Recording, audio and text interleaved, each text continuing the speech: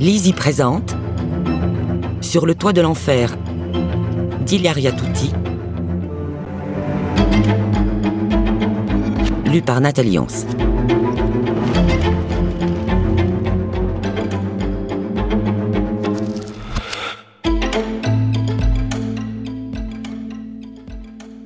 À Jasmine.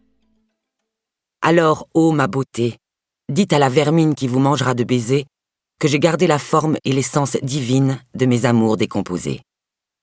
Charles Baudelaire, Une charogne.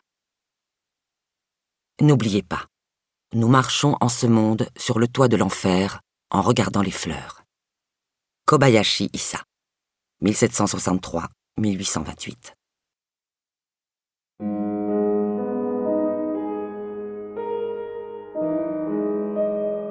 Autriche, 1978.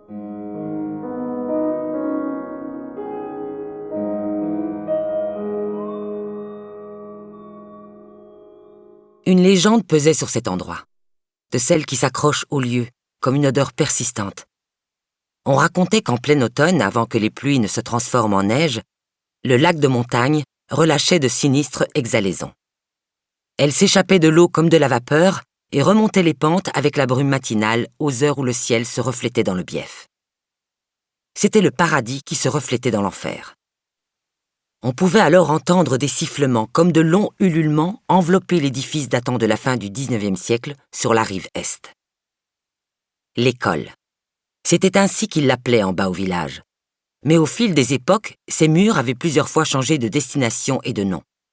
Résidence de chasse impériale, commandantur nazi, sanatorium pour enfants tuberculeux. Aujourd'hui, dans les couloirs, il n'y avait plus que le silence et des murs décrépits, des stucs décolorés et les échos de bruit de pas solitaires. Et puis, en novembre, ces ululements qui surgissaient du brouillard et glissaient le long des fenêtres des étages supérieurs jusqu'au toit aversant miroitant de givre. Mais ces légendes ne s'adressaient qu'aux enfants et aux vieillards mélancoliques, à des cœurs trop tendres. Agnès Brown le savait bien. Elle avait élu domicile à l'école depuis trop longtemps pour se laisser impressionner par un gargouillement nocturne. Elle connaissait le craquement de chaque poutre, le grincement de chacun des tuyaux rouillés qui couraient à l'intérieur des murs, même si désormais les étages étaient en majorité fermés et les portes des salles barrées de planches clouées. Depuis que le bâtiment était devenu un orphelinat, les subventions étatiques étaient de plus en plus comptées et aucun bailleur de fonds privé ne s'était proposé de verser la moindre somme. Agnès traversa la cuisine située en entresol entre les garde-manger et la buanderie. Elle poussait devant elle un chariot, le manœuvrait entre les récipients qui, d'ici quelques heures, relâcheraient des nuages de vapeur graisseuse. Elle était seule à cette heure qui n'était pas la nuit et pas encore le jour non plus. Ne lui tenait compagnie que l'ombre furtive d'un rat et les silhouettes des carcasses mises à faisander suspendues dans l'ancienne chambre froide. Elle entra dans le monte-charge pour rejoindre le premier étage, l'aile dont elle était responsable. Depuis quelque temps, cette responsabilité suscitait en elle un trouble sans nom, comme l'abcès d'un malaise latent qui refusait de crever. Le monte-charge grinça sous son poids et sous celui du chariot. La cage s'ébranla, entama sa montée, s'arrêta au bout de quelques mètres avec une grosse secousse. Elle ouvrit la grille métallique. Le couloir du premier étage traçait un long ruban de couleur d'un bleu poussiéreux, taché d'humidité et ponctué sur un côté de grandes fenêtres à petits carreaux.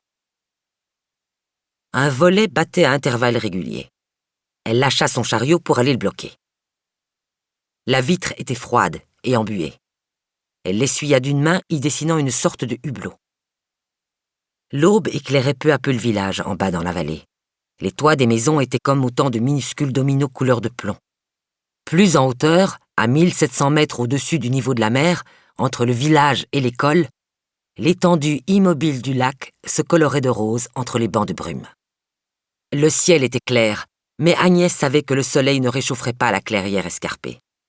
Le matin, en se réveillant, elle avait posé un pied hors du lit et s'était sentie assaillie par la migraine. C'est ainsi qu'elle devinait le temps qu'il allait faire dans la journée. Le brouillard montait, absorbant toute chose. La lumière, les sons et même les odeurs s'imprégnaient de cette lymphe stagnante qui sentait l'os. Et des lamentations s'élevaient de ces volutes vaporeuses qui semblait prendre vie en s'accrochant à l'herbe brûlée par le gel. La respiration des morts, songea-t-elle.